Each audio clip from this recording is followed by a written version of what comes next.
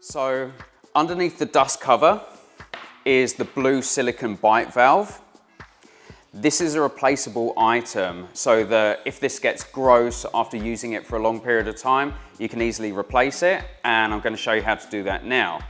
So if you lift up on the dust cover, you can see that the silicone mouthpiece goes all the way down to this lower section.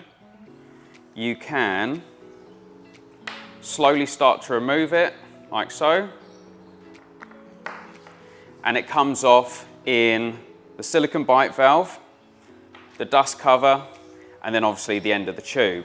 And the way to refit this is take the dust cover and the silicone bite valve, and what you're going to do is you're going to install the bite valve into the dust cover further than it needs to go.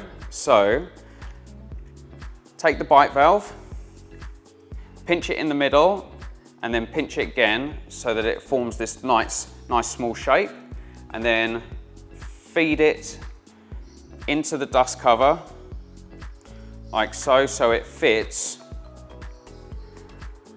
nearly all the way flush with the top opening of the dust cover, and you'll be left with this silicone mouthpiece protruding from the bottom of it.